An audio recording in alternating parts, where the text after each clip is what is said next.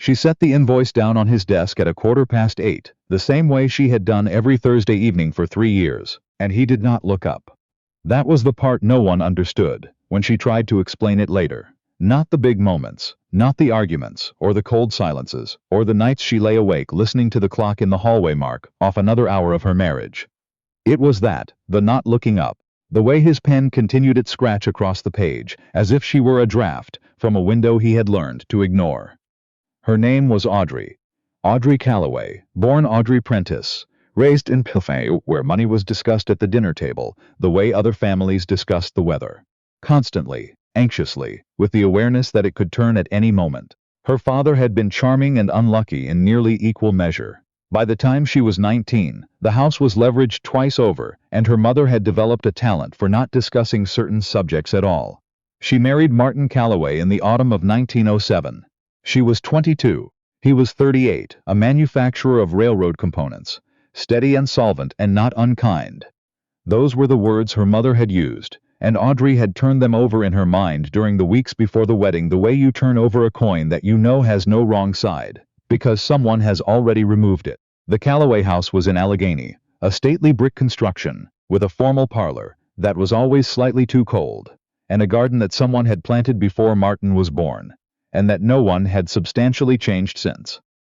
Audrey had walked through it on the afternoon of their engagement and thought, I can make something of this. She had not been wrong about that. Within a year she had reorganized the household accounts, replaced 2 servants who were stealing linens, established a weekly schedule that allowed Martin to entertain his business partners without advance notice, and learned the preferences of every supplier from the butcher to the coal merchant. Martin had noticed the household ran more smoothly. He had not connected this observation to his wife.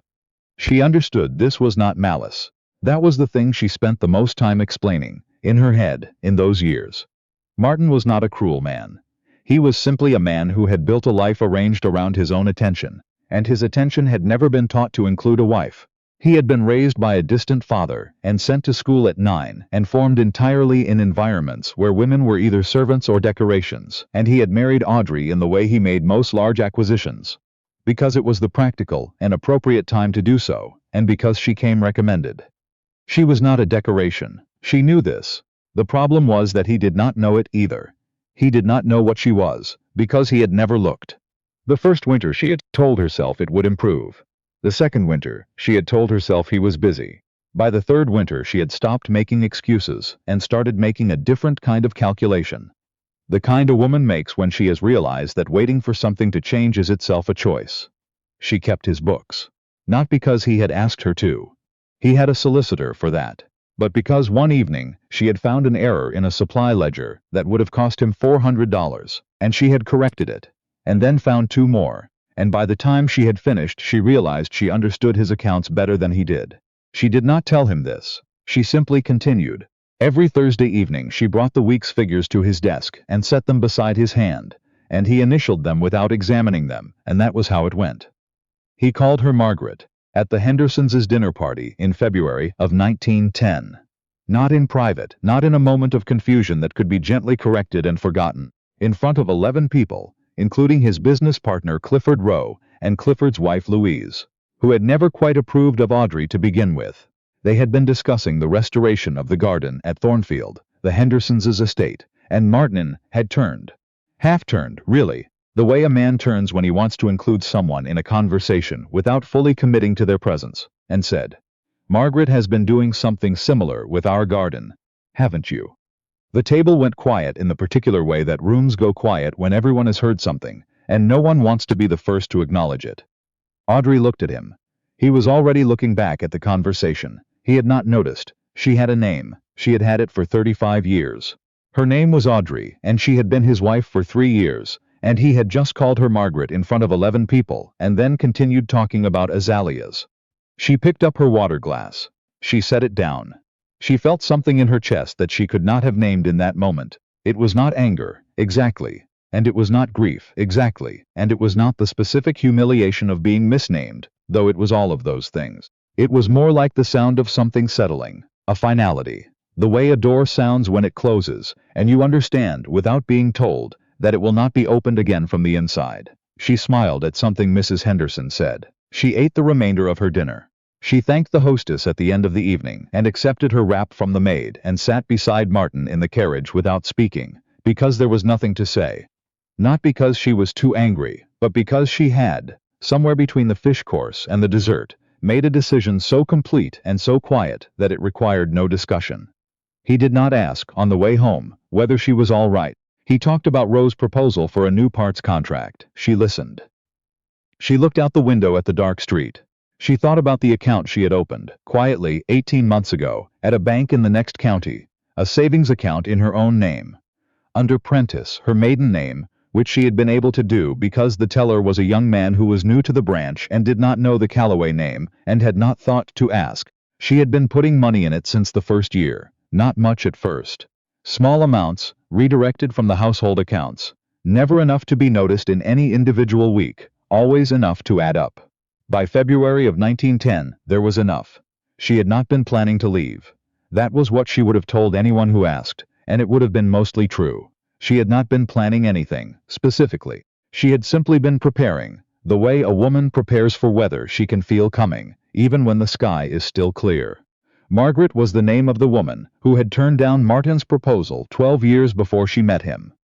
Audrey had learned this from Louise Rowe, over tea, in the second year of her marriage, delivered with the satisfied precision of someone who has been waiting for the right moment to deploy a piece of information. Martin had wanted to marry a Margaret Whitfield, and Margaret Whitfield had married someone else, and Martin had never mentioned her, not once, in 3 years of marriage. Audrey had gone home that afternoon and set the table for dinner and said nothing. Now she understood. She was not Audrey to him. She was not anyone in particular. She was the woman who ran his house and sat at his table and had simply replaced a space that someone else had once occupied. She left on a Tuesday morning, before the housemaid arrived. She did not take much. A trunk, a traveling case, the account documents, and a letter she had written and rewritten 4 times. Not because she was uncertain what to say, but because she wanted to say it precisely, without cruelty and without apology. Which is harder than either one alone. She had arranged to stay with her cousin Vera in Pittsburgh, who knew only that Audrey was coming and was not the kind of woman who asked questions before she needed to. Vera had a spare room and a practical nature, and had been since childhood, the sort of person who simply opened the door. The carriage to the station cost 30 cents. She counted out the coins at the bottom of her bag, the way she had counted out coins as a girl, when money was something you held carefully and didn't waste on sentiment. The station was mostly empty. A porter took her trunk without looking at her face, which suited her perfectly. She sat in the waiting room until the 6:40 to Pittsburgh, and thought about nothing specific. She was not crying. She was not triumphant. She was very, very tired, in the particular way that comes not from one bad night but from years of a certain kind of alertness. The alertness of a woman who has had to know everything about a household and a man and an account ledger, while being treated as if she knew nothing at all. The train came. She got on it. Back at the house in Allegheny, Martin came down to breakfast at 8 and asked the housemaid where Miss Calloway was, and the housemaid said she didn't know, and Martin finished his breakfast and went to the office, and did not think about it seriously until the following Thursday, when there were no figures on his desk. He called for the housemaid. The housemaid had not seen Mrs. Calloway since Monday evening. Martin went to his desk to find his solicitor's number, and found, instead, a letter. He read it standing up, which was how he read most things he did not expect. It was not a long letter. It said that she had left, that she did not intend to return to the house, as things stood, that the household accounts were in order through the end of the month, and she had left notes for the cook and the housemaid, and that if he wished to correspond with her, he could do so through her cousin in Pittsburgh, whose address she provided. It said that she bore him no ill will. It said, and this was the line he read 3 times, standing in the middle of his study, in a way he could not afterward explain, that she hoped he would take the time, now that she was gone, to learn the name of whoever replaced her.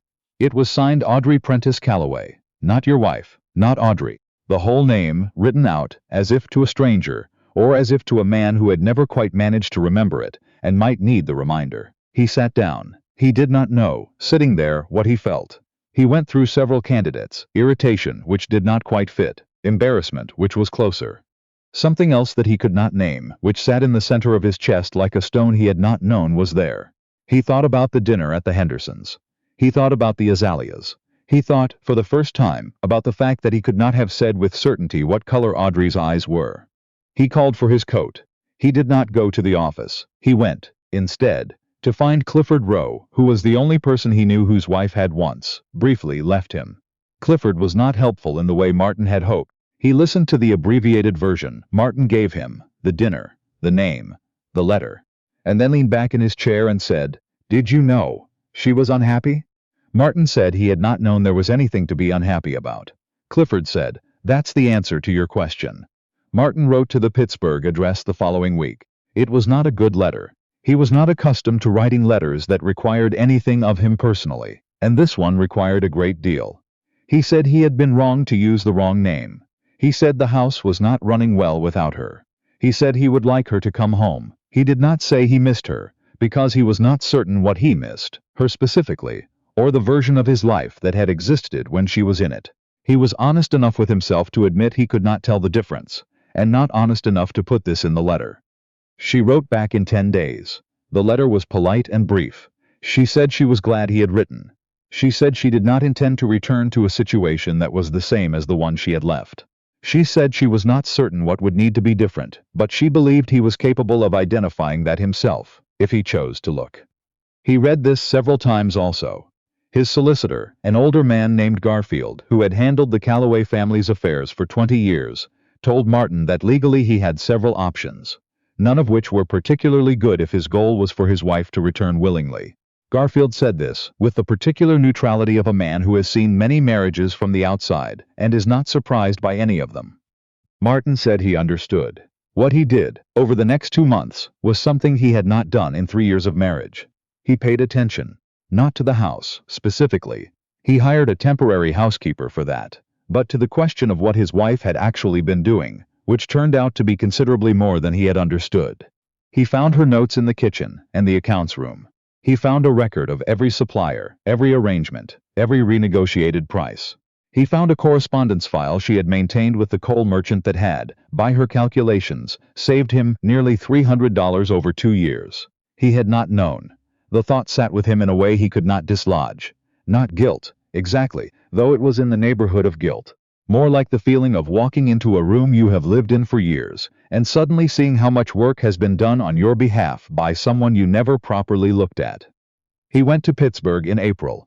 He had not sent word ahead, which was either brave or inconsiderate, and he was not entirely certain which. Vera answered the door and looked at him for a long moment, without speaking, before she called back into the house, and then she left him standing on the step, which he suspected was intentional. For 5 minutes before Audrey appeared. She looked different. He noticed that immediately, before he could prevent himself from noticing. She was wearing a plain gray dress he had not seen before, and she looked rested, which was not the word he would have thought to use about her in 3 years of living in the same house. She stood in the doorway and looked at him without hostility and without warmth and waited. He said her name, her right name, without hesitation or flourish. She nodded, as if acknowledging that this was, at minimum, a beginning. He asked if he could come in. She considered this. Then she stepped aside. They sat in Vera's front room, which was small and well lit and gave him no advantage of surroundings, and he said the things he had been composing and revising for weeks. That he had read her notes. That he had not understood, and now understood better what she had been doing. That he recognized this was not the same as understanding what she had experienced, but that he was trying to learn the difference. That the name, Margaret, had been the name of a woman he had not thought about in years, which he recognized made it worse, not better. That he had not known he still used it. That the fact that he had not known was the problem. She listened to all of this without interrupting, which he had not expected. He had been prepared for anger, and her patience was harder to manage than anger would have been. When he finished, she was quiet for a moment. Then she said that she appreciated him coming. She said that she did not want to go back to what the marriage had been, and that she did not think he was offering that. She said she needed to think about what she did want, and that she was not prepared to make a decision in the next 20 minutes. He said he understood. She said she did not believe he did yet, but that she thought he might in time, if he kept paying the kind of attention he appeared to be paying now. He left after an hour. He did not know, walking back to the street, whether she would come back. He thought she might. He thought that would depend on him, which was a thing he had not had to think about before, and which sat with him on the train home and for many weeks afterward, in the particular way that consequential thoughts do. Not loudly, but persistently, like a door you know is there even when you are not looking at it. Audrey stayed in Pittsburgh through the spring. She spent those months doing something she had not done since before her marriage. She thought about what she wanted, specifically, as opposed to what was available to her. She took long walks. She had dinner with Vera and Vera's neighbor, a widow named Helen, who had outlived 2 husbands and held opinions about both. She wrote in the mornings. She read things that had nothing to do with household accounts. She was not unhappy. That was the thing she had to keep reminding herself. Because happiness in those months did not feel the way she had expected happiness to feel. It did not feel triumphant or light. It felt like the absence of a constant low-grade tension she had grown so accustomed to that she had stopped registering it as tension at all. It felt like being able to sit in a chair without waiting to be needed. She thought about Martin. She was not, she discovered, angry at him, not anymore. She had been angry, briefly, on the train, and then the anger had done its work and left, the way useful things sometimes do. What remained was something more complicated, a kind of sorrow for what they had both failed to build, and a clear-eyed understanding that failure had not been equally distributed. She wrote to him in May, a longer letter than the first 2. She said that she had been thinking about what she had needed in their marriage, that she had not been given, and also about what she had failed to ask for directly, and that she did not think either of those things entirely excused the other. She said that she might be willing to try again, under different conditions, which she then specified in the calm, organized prose of a woman who had spent 3 years maintaining records and knew how to make her terms legible. He wrote back within a week. He agreed to all of them. She returned to Allegheny in June. It was not the same marriage. That was the first thing both of them understood, separately, and then together, in the first weeks after she came back. The house was the same. The furniture was the same, the coal merchants the same. But the arrangement was different, in ways that were sometimes uncomfortable and sometimes surprising, and occasionally both at once. He began to come to the accounts room on Thursday evenings, not to initial things without looking, to actually look. He asked questions. Some of the questions were not very good questions, but he asked them anyway, which she had not expected from him. She answered without softening the answers. He began to use her name in the way that people use names when they mean them, not as a formality, not as a label, but as a specific address to a specific person. She noticed this. She did not comment on it, but she noticed. There was an evening in August, when they were sitting on the back porch after dinner, in the cooling dark, and he asked her, unexpectedly, in the middle of a silence that had been comfortable rather than laden, what color she would repaint the parlor, if it were up to her. She looked at him. He was looking at the garden. She said she had always thought a pale green would work better than the current gray. He said he thought that sounded right. It was not a grand moment. It was not the kind of thing you could explain to someone who wanted a dramatic turn, a revelation, a scene. It was a man asking a question he had not previously thought to ask, and a woman answering it, and both of them sitting with what that meant. Which was this, that she was a person with opinions about parlors, and he had just found that out, after 3 years of living in the same house. She thought, sitting there, about all the other things he did not know yet. The list was long. She found, for the first time in years, that she did not mind this. Not because she had forgiven him everything, but because she had stopped waiting for him to already understand what he had never been taught to see. He was learning, slowly, and with the particular self-consciousness of a man, learning something at 38 that he should have learned at 23. But learning, she did not know how it would end. That was the honest thing. She knew that she was still herself. Audrey Prentice Calloway, or Audrey Prentice, or just Audrey, depending on the room and the circumstance, and who was doing the naming. She knew that she had a savings account at a bank in the next county. She knew that she had left once and survived it, and could leave again if she needed to. She also knew that she was still here, on this porch, in this cooling evening, choosing it. That was different from staying because there was nowhere else to go. She had not understood, until she came back, how different those two things were. The parlor was painted pale green the following spring. It was, Martin said on the afternoon they finished, exactly right. She agreed, and this time, she believed he was actually looking at it.